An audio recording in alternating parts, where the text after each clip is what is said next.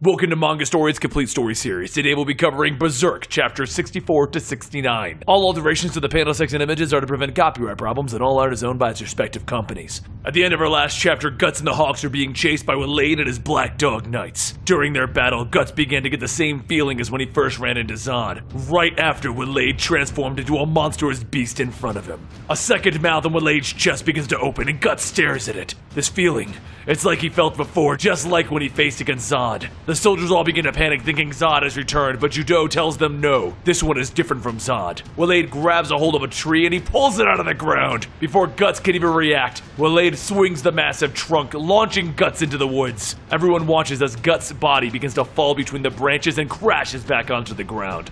Casca begins to ride over to check, but before she can get to Guts, Waleed steps in her path, knocking her off of her horse. He tells her, "I thought there was only men around here." And then he reaches down to grab her. But before he can, a bolt flies through the air, landing into him. Casca turns back to see Judo with the rest of the Hawks, readying for a second attack. Waleed starts pulling the bolts out, shouting, "Whenever I get interrupted when I'm trying to kill something, I get really cranky." Using the trunk from before, Waleed starts swinging wildly, and he kills any Hawks in his path. Soldiers begin to flee, but before some of them can get a chance to get away, Waleed reaches out grabbing them, eating both of them and their horses. Blood begins to drip down his chest, and the soldiers stare in horror at what they've just seen. Judo gives the order for everyone to retreat, but while the soldiers flee, Casca tries to wake Guts up. She looks at Guts' lifeless body and starts to slap him, trying to snap him out of it. She shouts that she won't ever forgive him. He's not supposed to die in a place like this. He was supposed to take her away. Soon Casca begins to hear the ripping of trees, and she looks up to see Waleed. He tells her that he's sorry for keeping her waiting,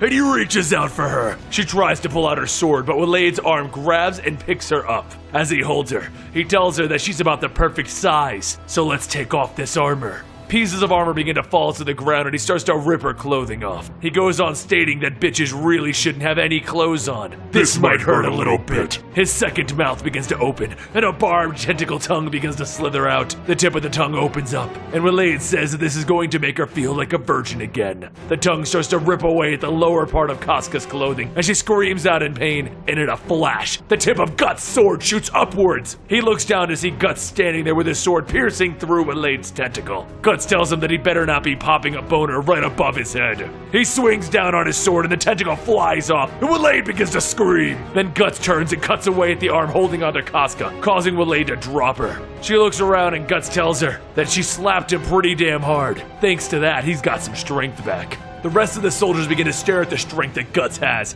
and Griffith watches, and he smiles. Guts tells Casca to stay back. She's going to distract them looking like that. But mainly, he wants to kill this thing one-on-one. Casca asks what is he talking about. There's no way that she can. But Guts stops and yells at her to shut up and get away. I'm gonna finish this with my own sword. As Guts stands there holding out his sword, he can feel his body clenching up. Will his sword really have any effect on this monster? There's only one way for him to go now, and that's forward. He charges at Waleed, dodging his swings, and then he thrusts his sword into the lower mouth. He pulls back and the sword ripping through the side of him, and Waleed begins to stumble. Then Guts swings again, this time at his legs. His massive body falls over and all of the soldiers cheer Guts on. With the cheers of everyone, Guts jumps up onto Waleed's stomach and he stabs downward. And as he's tearing away, Waleed leans back, grabbing Guts with both hands. The power from Waleed begins to crush Guts, and as he's finished, Waleed throws Guts into some nearby trees. His body bounces and skips across the ground, and then he begins to cough up blood. Seconds later, everyone watches as Waleed jumps into the air and he comes crashing down, throwing Guts away. But as Guts' body lands from a branch, Waleed says that he may have overdone that last attack. Guts asks himself, is this it? Am I really gonna die here? But he begins to think back to his training at the waterfalls. He remembers talking to the blacksmith's daughter Erica, and her asking what will he be able to do if he fought that monster again. He told her that he wasn't sure yet, and Erica asked, what will happen then? Guts' eyes open as Waleed reaches out to grab him, but before he can, Guts slides off the branch, slashing away at Waleed's center eye. He screams out in pain and he slams his giant fist down. But again, Guts cuts away at the hand and the hand begins to heal itself. Waleed shouts that he's sick of playing these games, and Guts picks up his broken and bloodied body and he asks, how will it be then? But with as much as Guts can hurt Waleed, Waleed has hurt him just as much. And Guts begins to ask himself if he can even do this. Can he even win this fight? Waleed stomps down, pushing Guts back, and with the force of it, he sends Guts rolling backwards. At the rate that they're going, Guts' sword won't last through another hit like that, and then he notices one of Waleed's men dead next to him. Waleed walks through the woods asking, where did he go? I'm sorry that I got so mad. Just come out, and I'll kill you painlessly. But then Waleed notices someone behind a tree. He gets closer and he sees the body not moving, so he chops into the tree, and he notices the soldier, and then he notices Guts is attacking from above, and he punches upwards, except Guts was there. Now it's just a tree branch. As Waleed has his arm extended, Guts jumps from another tree, and he stabs into Waleed's hand.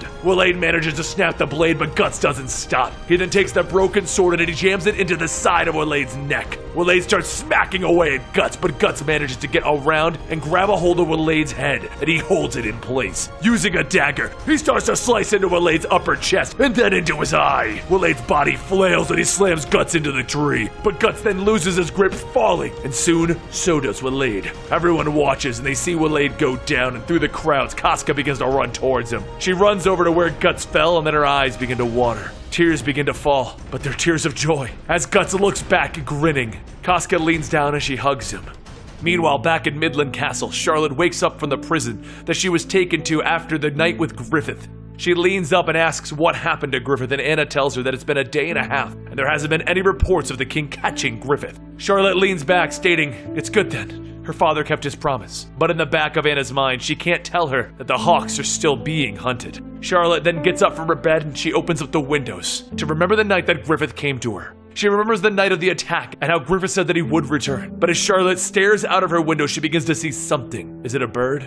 Because it looks too big to be a bird. Meanwhile, over at the Hawks camp, Casca gets to work stitching up Guts from his wounds. She tells him that even though he may be stronger than he was a year ago, he still just swings his sword without even thinking like he always has. She goes off stating that they were supposed to retreat, but he kept on fighting, and Guts says that if she's so afraid of dying, why even fight in the first place? He feels the grip from Casca's hand on his shoulders start to tighten, and his tears fall. She tells him that he should just go ahead and die then. After angrily putting on the rest of his bandages, Casca and Judo leave Guts and Griffith to the rest. But before leaving, Casca looks at Griffith and tells him, welcome back. As Casca and Judo leave, Casca asks how bad is it. Judo remains quiet for a moment and then he tells her that his leg and arm muscles are gone. Even standing up or holding a sword, it's impossible for him. A little while later, the Hawk soldiers scout around and they look over Waleed's body. One of the soldiers looks down at Waleed's hand thinking that he saw something, but as he stares at it, he figures that he must be seeing things. Back at the carriage, Guts begins to laugh, telling Griffith that it's just like the time that they fought with Zod. Both of them got messed up pretty bad, but they somehow survived. Guts then says that if he wants, he can take the helmet off. It is just the two of them, but Griffith doesn't say anything. He then notices that Griffith is looking back at his old armor, and Guts asks if he wants to wear it. Griffith slightly smiles and Guts laughs, stating, you haven't changed a bit in the past year. Alright. He grabs the armor and begins to fit Griffith with it, and he tells him that this is a battlefield, and if you don't wear armor on the battlefield, then you can't do anything. Meanwhile, back outside of the camp, the Hawks guards begin to hear something. And as the two turn back, they see a giant mouth, and then a giant hand comes slamming down on them. Waleed starts to crawl, shouting, I don't want to die. Inside the carriage, Guts finishes the last clasp on Griffith's armor, and he shouts, here comes the White Hawk. Griffith reaches for his sword to pull it out, but with the loss of the muscles in his arm, he can barely grip the handle. Guts laughs, telling him that he can't rush just yet. It's been a year or so of course he's gonna have some trouble, but soon enough, he'll be able to swing his sword again. Suddenly, the two hear the guards screaming from outside and then a rumble on the ground. Guts opens up the carriage and a giant hand swings, knocking him away and destroying it.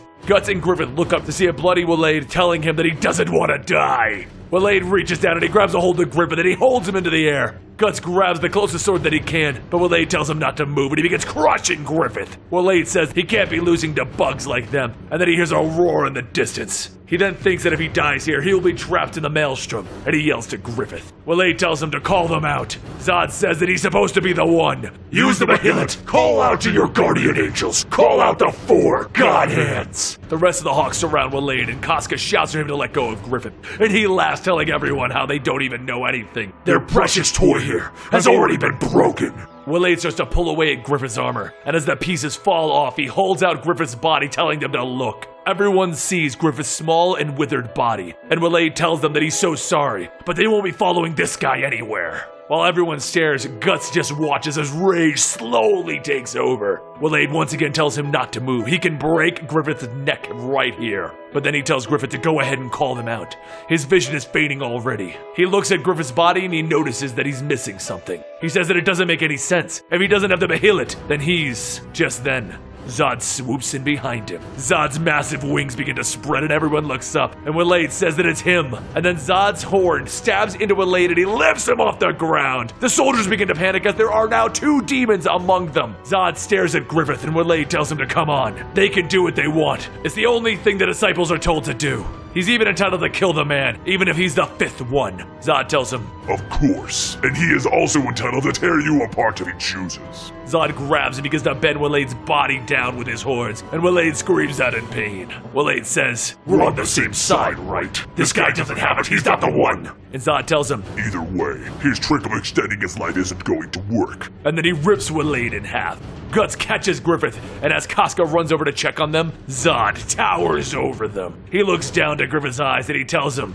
It will return to your hands. That is its nature. He then opens up his wings and he begins to fly up. But Guts shouts for him to wait. He has to ask him something. What is the eclipse? Does it have something to do with that monster monkey that they just fought? What about this death that he's unable to escape from? Zod looks down and he tells him, You will know soon. Very soon. And he flies off. Everyone watches as Zod leaves, and then a soldier notices something coming out of Waleed's body. Deformed creatures start to crawl and claw their way out. And as Guts watches, he realizes that those things are not getting out, they're being pulled in. A swirling vortex appears and all of the creatures are pulled down, as well as Waleed's demon body. And just as quickly as the vortex appeared, it disappeared. And all that's left is a single body. The human body of Waleed in his true form. The Hawks are now left to wonder, what was it that they just saw? The story is getting truly messed up, and doing that deeper voice for battles does definitely hurt me. But don't worry, I feel it's needed to demonstrate to the demons. Anyway, follow us on Twitter at Mangastorian, and I'll see you guys next time right here.